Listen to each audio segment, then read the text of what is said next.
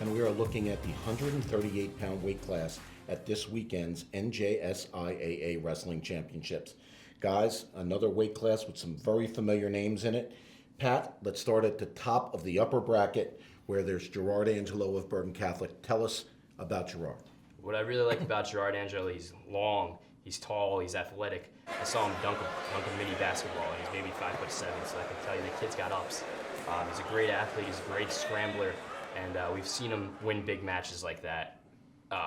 Obviously, when he was a freshman, he beat Pat Glory to win the 106-pound state title. Last year, he was third.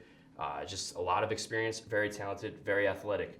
He could have a huge test with Boundbrook's Robert Cleary, though, in the semifinals, and that's a matchup that we maybe picked as a final we wanted to see.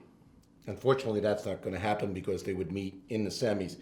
Bill, down in the bottom bracket, a kid from Woodstown, a kid you know pretty well. Tell us a little bit about Travis Layton. Yeah, Travis Layton's really blossomed over the last couple of years after not even getting out of his district as a sophomore last year.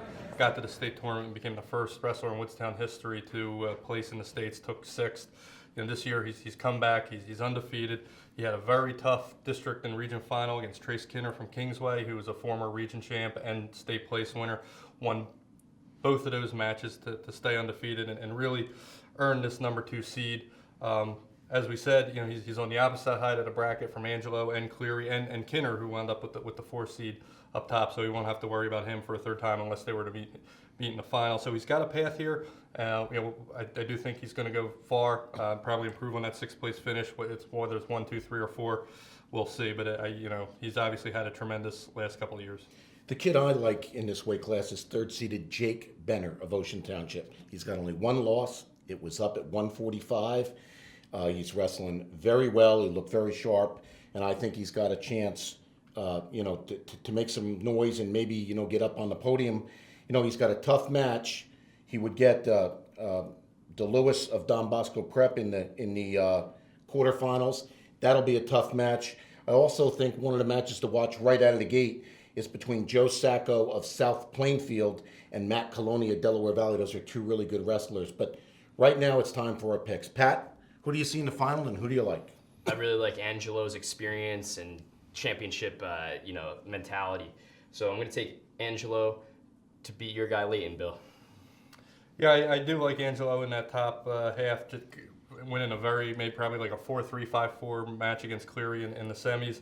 I think the bottom semis should be great too, but between Benner and Layton. Benner last year, first round came in and beat Will Gill from Ramapo, who we had ranked as the 2nd kid in the state at the time. So he can beat anybody. Again, I think that's a close match, and maybe Benner pulls out a 1-point higher scoring match there, like 7-6, 6-5. So I'm going to go with Angelo over Benner in the final.